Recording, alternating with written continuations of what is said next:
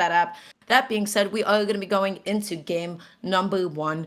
We are going to be opting to go immediately to town and city. So this is a stage where we can still get plenty of jump-ins on Steve. He doesn't really have a roof over his head, which can make it a little bit difficult for him sometimes to be able to get resources. But Jake, immediately on the top right platform, just trying to get any space he can away from Yosefu.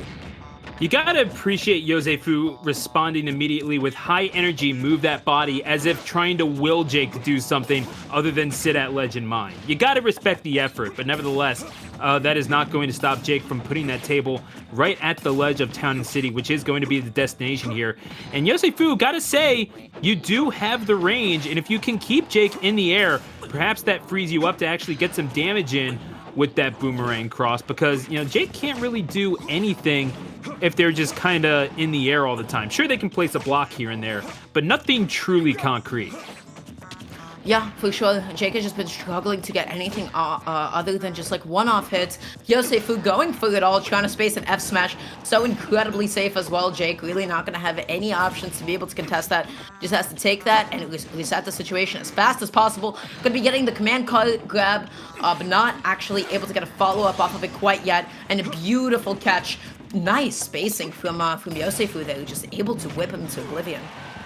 Gotta respect it. And yeah, you know, if you're Simon Belmont, you rely on the space that whip gives you. I mean, it was at one point, lest we forget, the longest F smash in the entire game. So yeah, that whip giving you just a little bit of space, getting caught by the reflected projectile at the edge of the screen. Sitting at 153, but still maintaining an advantage state. And Jake, never mind. Not sitting at any percent. Yosefu gonna be just dying to the pickaxe though. Yeah. Past tense. I'll give him. Yeah, sat there for a little bit, but still, nevertheless, longer than Jake would like. But making up for lost ground immediately. Yeah, you're not able to tech that. That is an anvil dropping straight on your face. Break out the cartoony stuff for stock number 2. Actually, I was a little bit surprised that was untechable at such a low percent as well. I'm pretty sure I saw the red sparks as well. Yeah. That is not okay, right? Because like he has like a really linear recovery. It's very difficult to try to mix that up, especially against a character whose edge guarding is as prolific as Steve's. Right now, Yosefu just trying to make him as uncomfortable as possible on that top platform, trying to throw out a couple of crosses. Had the right idea by trying to jump up there in time. That's a Belmont off stage with no double jump. There it is. But that's the whole thing, though. If you are playing Belmont, and I'm not saying it's a bad decision, because, you know, obviously we have seen Belmonts be very successful in these brackets. However, I mean, gosh, imagine a smash attack so hard it actually rocks something off of my desk. But nevertheless, if you are playing Belmonts, that is what we call a values decision, Dara. You're not playing Belmonts for a recovery, and even something as innocuous as just being carried ever so slightly off the stage by minecart could spell disaster for you, because that means you are susceptible to just getting an anvil dropped on your head and getting into an untechable situation like that. Yeah, for sure. As soon as you get Belmont off stage without a double jump, it just becomes so difficult to come back on.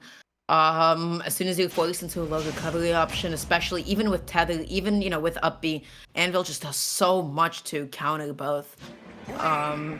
It's tough. You know, that's the life of Belmont. You just gotta hold that sometimes.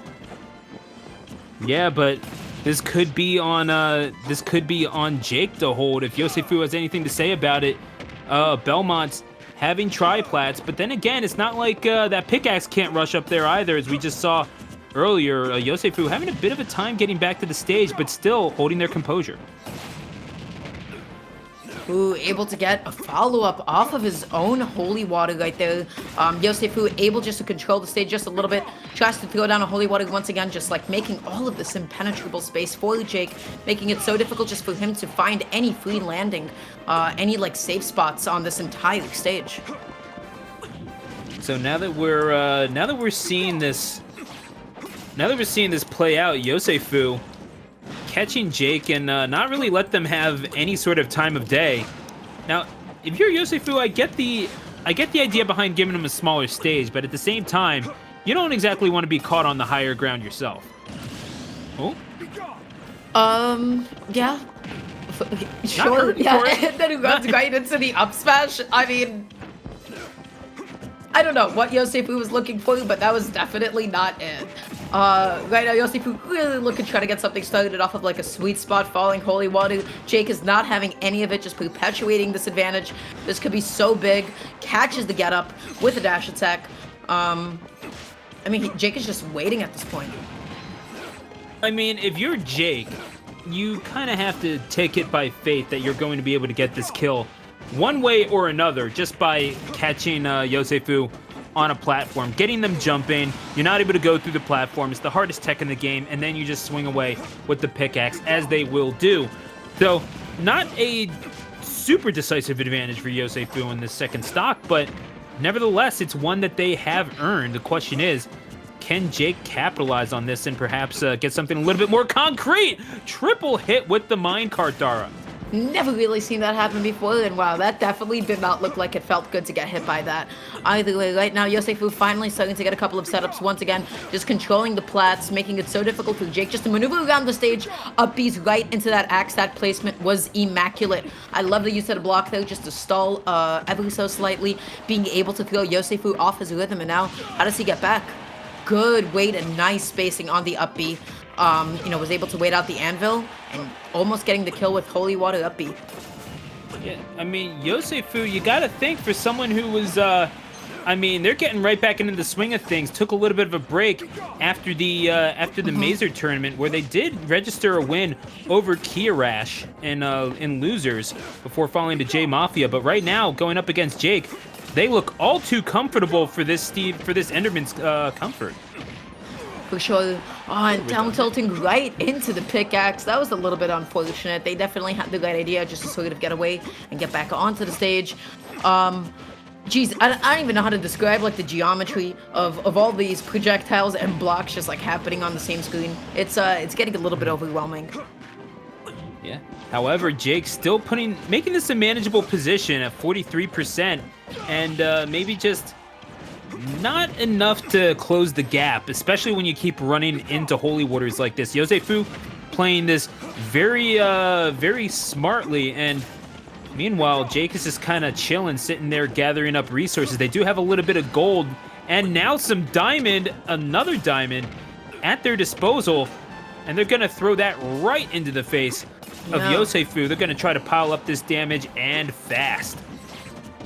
I mean, Jake was just not able to get anything off of these diamonds at all right now. Yosefu just making it so difficult for him to get back onto the stage.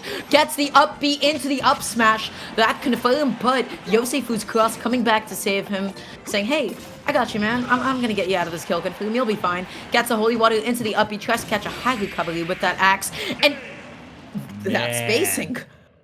I mean, yeah, that's what you kind of have to expect from Yosefu, who is just cruising right now. This is it's a pretty decent position for Yosefu to be in. The counter pick worked. We were doubting it before, or at least I was. That's Yosefu making a fool out of me. And that's right to the top of Enderman's dome, Dara. Had Jake had like two more frames just to fall down, he would not have been hit by that holy water. He got stuck falling down with the holy water that was on a plat above him. That doesn't happen all too often. Look at him.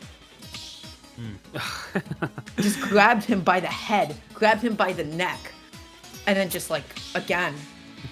Yeah, just absolutely brutal stuff.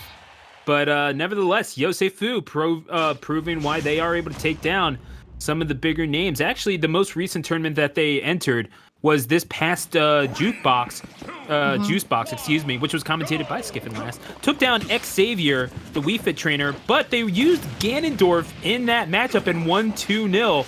Makes you wonder if they get just a little bit more ticked off, will we see the King of Evil? But nevertheless, we're on Final Destination.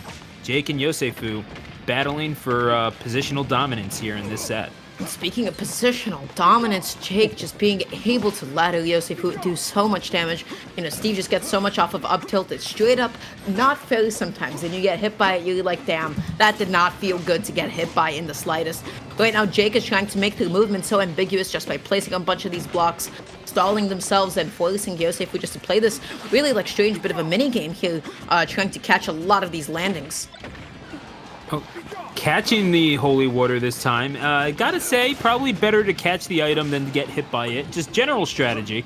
I don't want to break out too technical an analysis for you, but I know that Dara can handle it. It's more just, everyone else. So the recovery is going to be effective. Stalled out just a little bit, and since they got hit, was not regrab physics did not apply there. No problem for Yosefu, however, as the whip will be able to reach and take Jake's first stock in this third game. Yosefu is just so comfortable from every single position. When they're standing still, when they're jumping, they know how to convert off of all of their projectiles. Like, their knowledge of their character is just, basically pure, it's like muscle memory to them, They are able to maneuver themselves and position themselves in so many different creative ways and adapt to kinds of situations that, like, Jake is putting them through. And let me tell you, Steve, he puts you in a lot of unfamiliar spots, but great use of down smash there. Yosefu definitely not anticipating it to reach as far as it did. Yeah, Yosefu, gotta say what they have adapted to thus far. Somehow, this Jake's still full of surprises. Not enough, however, to hold on to their second stock. As this is Yosefu, this whip swing and slinger from the south is connected and built themselves a full stock lead on Final Destination. Jake just having a tough time getting enough room to mine resources. Yosefu closing down every last bit of space they have. Yeah, Jake doesn't even have the time to put down a block to cover them. Cross is already out there, it's already active, it's already saying, hey buddy, I don't want you sitting in this corner without you pressing a defensive option. Jake hasn't had any time to really play his game until he really knocks Yosefu off stage. But he knocks Yosefu off stage, he doesn't choose to perpetuate his advantage, he just goes back and is like, I need to get my bare minimum resources, I need to be able to play my game, and just not being able to do it. Jake tries to go for a bit of a cheeky extension on the crafting table. Wasn't able to find it. F smash does connect anyways, though. They're still working it out, though. Whether or not they you can call this a good position, I guess, is up to your personal opinion. They are losing, and you're getting popped up by Boomerang Cross. Never the best idea in the world. Nevertheless, you're catching these rolls relatively well. No. It's got to be encouraging, and you got to think if they can get another situation at ledge like that, maybe they can catch Yosefu sleeping and steal a game here.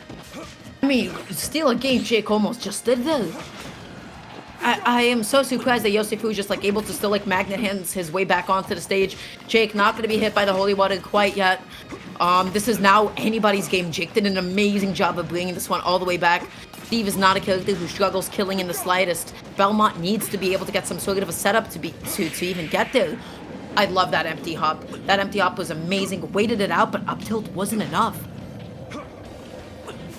Still not dead yet, though. This Jake guy is pretty tough, but yeah, that is a strike straight through the heart, and that is where you want to aim if you want to slay a demon. Simon Belmont knows that better than anyone. Yosefu, a student to the game, is up by a score of 2-1. Wow. I just have to say, the ability for Yosefu just to be able just to, keep calm despite the fact that game started really snowballing away from him so quickly. It was amazing instinct to try to up B immediately after that down tilt as well from Jake. Without me, I probably would have tried to panic air dodge or something because, wow, that was a terrifying position to be in. Yosefu, for the majority of this game, has just been getting these consistent setups, with Holy Water especially, right? So Jake is just going to have to find whatever, the counter play is to that. Either position himself a little bit better, try to catch it sometimes, shield in some better spots, whatever actually ends up doing it for him. Because you can't be letting Simon get away with that, but going to be going to the Mario switch. I actually agree with this really heavily. This is somebody with amazing mobility, really good tool just to be able to get in. This is a good switch. Yeah, it's definitely interesting. We've been focusing so hard on the Steve and has had so much success with it. In fact, talking a little bit about Sinji before, wound up beating Sinji earlier on this week in a reset, getting revenge on a loss of theirs. But there you go. That's going to be stock number 1. This Mario doing so well as well, making top 8s for multiple tournaments over the past couple of months, Dara. I just realized that Jake picked to Yoshi's. Yosefu was not expecting the Mario, and Jake was able to take himself to Yoshi's. Man, guys, if you know that your opponent's gonna go Mario, please, for the love of God, ban the stage. Yosefu was none the wiser, and now he will suffer. Because look, unrelentless. Wow. This is a Mario. Oh my goodness gracious. This Mario has taken down the likes of 8-Bit Man, Leon, Waddy, Sharp. You name one of the top players of online, they have probably felt the wrath of this mustachioed monster. And now Yosefu is learning this lesson the hard way. JTJ is not one to be trifled with. No, not the flood. No, my God, Jake. Welcome to the Get Clipped compilation. JTJ with the decisive 3 stock. What else is there to say? What else? Ban Yoshi's against Jake because, wow, he got a hit and killed Yosefu with it every single time. That cape was nasty. That positioning and timing, it was incredible. Jake just followed Yosefu's drift so well, was able to find the stock. This was perhaps one of the most single-handedly, like, confident games from anybody I've seen in MetaView, period. In the entire Get Clipped series, this is probably one of the most confident 3 stocks. How disrespectful can you get?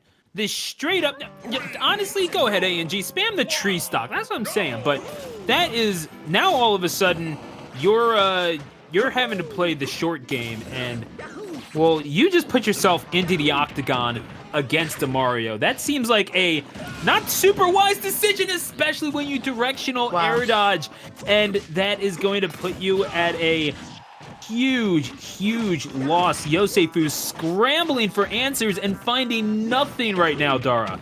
Yosefu has just got to slow this down and cut the bleeding as soon as they can because, wow, Jake is just getting so much off of all of these hits. That up B is just going to do so much good damage for him right now. Yosefu really patient at the ledge, finds the F through for a bit of stage control. Jake tries to go in with a high recovery, tries to neutral air dodge past the axe, but Yosefu's positioning is excellent right now, just not having any of it from Jake. I mean, what a series we have seen thus far from all these winners semifinals, both of them going 5 games. Yosefu and Jake, I mean, this is a full stock advantage right now for Jake, but Yosefu simply has not adjusted to the Mario. We saw a character switch in game 5 of last game with Quark going the Greninja, but Jake, the switch was necessitated just a little bit sooner, and it's paying dividends, I mean, in spades thus far. Yeah, I mean, like, really, Yosefu was just not able to get any of these follow-ups, not able to, like, zone as consistently as they used to with Cross especially. Having access to Cape, you can turn that against Belmont so quickly, and Jake has been doing that, not letting Yosefu play his game at all. This is looking like his edge guard to be able to take, but Yosefu dips low, avoids the fireball completely, able to get the forward off of all of that still. This is definitely his ledge trap. Beautiful up B out of shield. Just, wow. I mean, this advantage just doesn't stop from Yosefu right now. Yeah, it's piling on the damage, and there's a lot of ground to make up, but you can certainly do so here. That boomerang cross is going to send Jake low. However, yeah, that up B generally takes care of that. Again, with the flood, you're not making it back, and Jake, with a little bit of a lead here, they're going to try to pile on as much extra credit as they can possibly get. Not a whole lot of room to land if you're Yosefu, but still trying to get back to the center of the stage. I can see why. Yosefu's, oh my gosh, that positioning was immaculate. Just waited for Jake's option, positioned himself so close there, and was able to get the up B. That's going to be the follow-up. Not going to be able to kill quite yet. I don't believe that was actually the tipper of the back air. But the next hit from Yosefu should do it. But Jake, oh, this could be big. Oh, JTJ trying to get it done here, but giving himself just a little bit of space. Dodges right back in. And that's going to be it's going to be the uppercut right there. I mean, Yosefu needs to take the stock, but this DI from Jake is so good. Eventually, you're going to get caught, but forward throw, 208%, more than enough to be able to do it. That forward throw, like, it has an amazing amount of base knockback, and also starts killing at around 140, 130 as well. It's such a menacing tool to be able to have, just like, you know, really forces your opponent to shield in the most uncomfortable positions. I love that wait from Yosefu. They weren't risking the double jump. They waited the last possible second, but Jake catches Yosefu with the F smash with another. Is that a wait? No, it's not a good first 3-0. I was about to say Jake. No. Jake was able to get the first game, but wow, Yeah. another really close game 5. Yeah, but it looked like it was all going the way of Yosefu, and then catching him on the landing. Yose thought that they were safe. They rolled, and then Jake says, "No way, Yose." And that is going to be the return of JTJ's Mario, taking game number 5, sealing the set. And that's the thing. You got to have a closer's mentality in this one, if I can imply a baseball analogy,